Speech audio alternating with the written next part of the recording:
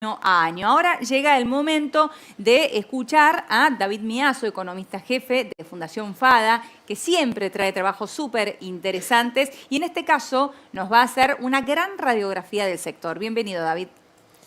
Muchas gracias, Helio. Un gusto estar acá con ustedes. Muchas gracias por invitarme. Tal cual, como dijiste, vamos a hacer una radiografía del sector, metiéndonos en los aportes que hace al PBI, las exportaciones, el empleo que genera a lo largo y ancho del país.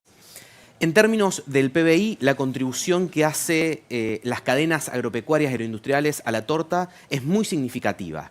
Cerca de un cuarto de la actividad económica del Producto Bruto Interno del país lo generan las cadenas agropecuarias y agroindustriales. Esto es, por decirlo de otra manera, 1 de cada 4 pesos que se producen en el país se producen en algún punto de las cadenas agropecuarias y agroindustriales. Esto ha ido variando con el tiempo, de acuerdo a cómo va variando la producción. Recién hablábamos de la sequía, hemos tenido también, obviamente, años buenos, a cómo van variando los precios y también el tipo de cambio real que termina afectando en el peso relativo que tienen algunas actividades como esta que son exportadoras. A lo largo de las últimas 2 décadas, esta participación ha ido variando entre el 20 y el 28%.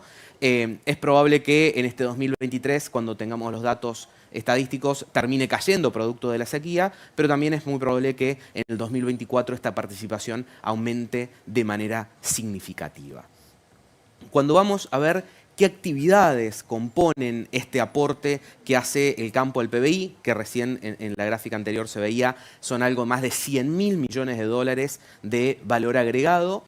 Esto se divide hacia adentro de las propias cadenas, prácticamente en 1/3 en lo que es la producción primaria, 1/3 lo que es la agroindustria y 1/3 lo que son los servicios, donde en servicios tenemos toda la logística, todos los servicios financieros, de seguros, de administración, toda la parte comercial, donde también es importante la comercialización mayorista de granos, de hacienda, pero también recordemos que en estas cadenas tenemos los alimentos, por lo tanto también tiene alto peso toda la comercialización minorista de alimentos. Después los otros 2/3, como decíamos, son producción primaria, donde tiene alto peso la agricultura, donde tienen mucho peso los cultivos industriales, donde tienen mucho peso la ganadería y después, por supuesto, la agroindustria con un gran peso, pero también la presencia de, por ejemplo, los bienes de capital que son la maquinaria agrícola, por ejemplo. Así se compone estos más de 100.000 millones de dólares de valor agregado que terminan conformando 1/4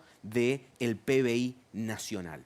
Si tomamos este cuarto y lo comparamos, por ejemplo, con el resto de la industria manufacturera no agropecuaria, que representa prácticamente el 12%, o el resto del comercio, que representa el 13%, vemos la importancia que tiene la producción agropecuaria para el país. Pero también vemos la necesidad, en línea con lo que un poco decían recién en el cierre, de que haya muchos motores en la economía. La Argentina necesita que el campo traccione, que produzca más, que generen más empleo, más actividad, más exportaciones, pero también con el campo solo no alcanza. Necesitamos del resto de los motores de la actividad económica para salir de donde estamos.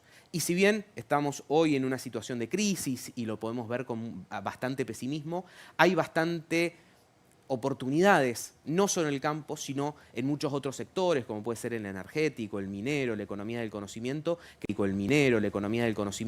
que pueden ser capaces de traccionar para sacar a la Argentina del lugar donde está. Cuando hablamos de PBI, de valor agregado, está bueno siempre meterse en una discusión sobre el valor agregado y la agroindustria.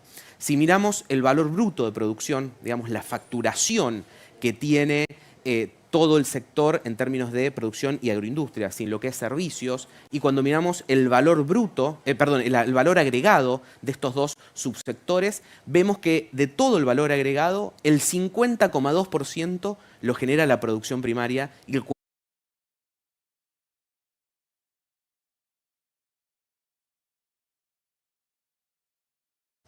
Y después cuando comparamos ese valor agregado sobre la facturación, sobre el valor bruto del producto, vemos que en realidad la producción primaria tiene más valor agregado que la agroindustria, lo cual termina siendo un poco confuso cuando siempre se habla de valor agregado asociado a la agroindustria, porque la producción, el 39% de su valor, el 49%, es casi la mitad, es valor agregado. Y la agroindustria termina teniendo 1/3 o en realidad el 30%. Esto es para sumar simplemente a una discusión que siempre se da en torno a quién agrega valor, más allá de todas las discusiones tecnológicas que hay, de lo que hay atrás de una semilla o de lo que hay atrás de un grano o lo que hay atrás de una tonelada de carne.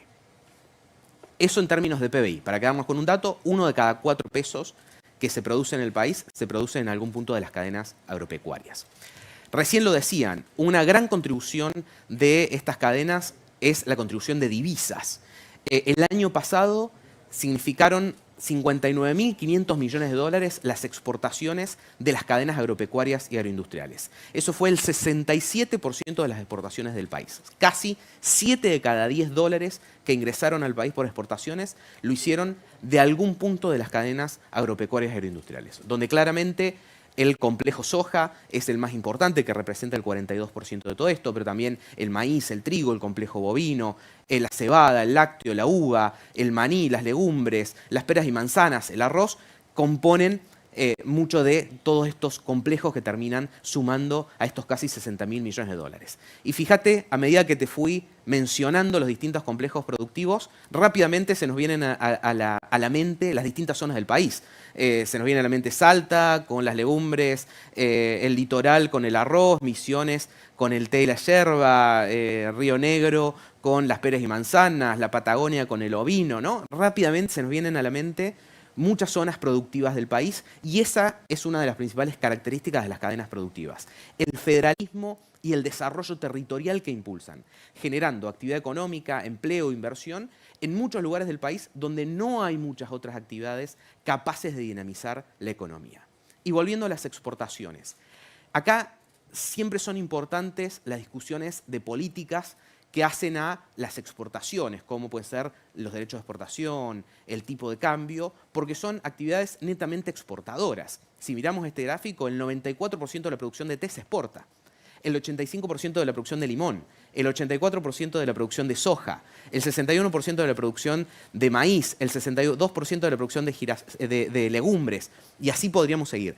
Muchísima inserción internacional de todas estas cadenas que si le sacamos un promedio simple, más del 50% de lo que se produce se exporta. Por eso también es tan importante el aporte que termina generando y también todas las políticas en torno a las exportaciones. Y en momentos en los que faltan dólares, también no solamente es importante cuánto se exporta, sino las exportaciones netas.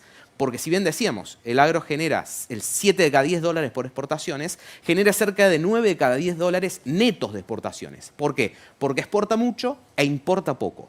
Mientras todas las cadenas agroindustriales, contabilizando las importaciones de alimentos, por ejemplo, que también se dan. Mientras que gran parte de todo el resto de las cadenas, al tiempo que genera exportaciones, también generan muchas importaciones. Esto está bien, porque el país no puede producir todo. Está bien importar, pero también resaltar la importancia de generar los dólares genuinos para poder pagar todo lo que nosotros no producimos. Y cuando hablamos de exportaciones muchas veces se trae a colación esta competencia que puede eventualmente llegar a haber con el consumo interno. Y acá lo importante es marcar que esa competencia no existe porque el mercado interno está totalmente abastecido. Por ejemplo, si miramos las carnes, el 99% de la producción de cerdo queda en la Argentina, el 90% de la producción de pollo, el 70% de la producción de carne vacuna, el 63% de la producción de carne ovina van a abastecer al mercado interno de carnes que ya está entre los mayores consumos a nivel mundial de carnes. Todo ese excedente hay que exportarlo porque de lo contrario no hay forma de que el mercado interno lo absorba. Y en esa exportación se exportan trabajos, se exporta actividad económica, se exporta desarrollo para la Argentina. ¿A dónde van nuestras exportaciones? Si tomamos cada uno de los principales 20 complejos y vemos cuál es el principal comprador, vemos esto. Brasil es el principal comprador del complejo de arroz, de leche, de legumbres, peras, manzanas y trigo. China, el primer comprador carne aviar, carne bovina, cebada. India de girasol, soja, Estados Unidos de limón, vino, té, forestal, Vietnam de maíz, Países Bajos de maní, Siria de yerba, Alemania de lana, entre otras cuestiones que podemos mencionar para ver a dónde van nuestros productos. Este año, lamentablemente, tuvimos una gran sequía que hizo que durante el primer semestre las exportaciones cayeran 10.800 millones de dólares comparados con el primer semestre del año pasado y que de los 20 complejos que medimos en FADA, 14 cayeron en exportaciones y solamente 6 crecieron. pero gracias a Dios el año que viene podemos estar hablando de otra cuestión. Otro punto muy importante y tal vez el principal de lo que es el sector es la generación de empleos. 3,7 millones de puestos de trabajo generan las cadenas agropecuarias agroindustriales a lo largo y a lo ancho del país, donde resalta, por ejemplo, la cadena bovina con 437.000 puestos de trabajo, el trigo con 370.000, la soja con 360.000, el maíz con 237.000 puestos de trabajo y todo el resto de las economías regionales y actividades productivas que suman de a miles de puestos de trabajo. 3,7 millones de puestos de trabajo. Esto es casi 1 de cada 4 personas que trabajan en el sector privado lo hace en algún punto de las cadenas agropecuarias. Cuando los dividimos, vemos que, por ejemplo, los granos y forrajes significan casi un tercio de eso. Las actividades pecuarias son otro generador importante cuando lo englobamos en grandes cadenas. Cuando miramos en qué eslabones se genera este puesto de trabajo, es bastante interesante ver que de estos 3.700.000 puestos de trabajo, el 38 se genera en la producción, pero un 25 se genera en la comercialización, un 22 en la industria, un 7% en el transporte. Y acá vemos cómo son en realidad complejas todas estas cadenas, ¿no? Involucran a la producción, pero también involucran al consumo, involucran a la logística, a la comercialización, y ahí es que terminamos sumando estos 3.700.000 puestos de trabajo. Claramente, si uno piensa en una máquina cosechando en un campo, ahí sí dice el campo genera poco puestos de trabajo. Pero cuando uno piensa en estas cadenas totalmente integradas, cada vez más complejas, realmente se puede dimensionar este aporte. 1 de cada 4 personas que trabaja en el sector privado lo hace en algún punto de las cadenas agropecuarias agroindustriales. Esto incluso con una carga tributaria totalmente excesiva y que no tiene punto de comparación a nivel internacional.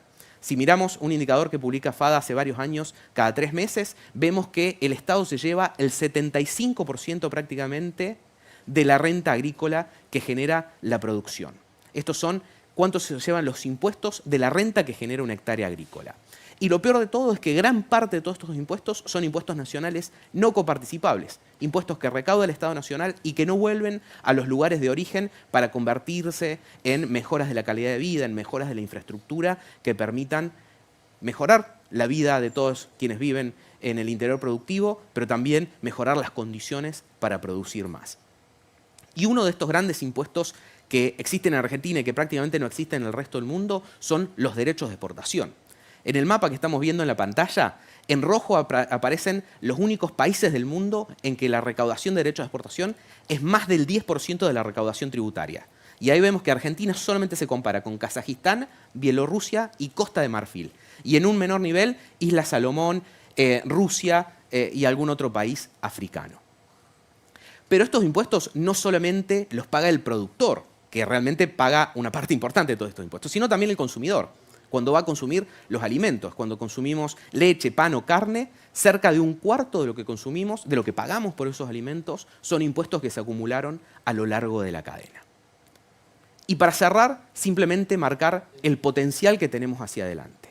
Podemos producir más de 200 millones de toneladas de granos, creciendo en un 56%. Podemos producir 1 millón de toneladas más de carne bovina, 1 millón de toneladas más de carne porcina. Podemos producir más biocombustibles, entre muchas otras cuestiones que podemos mencionar. Cuando decimos que la producción de granos puede crecer 56%, puede sonar mucho.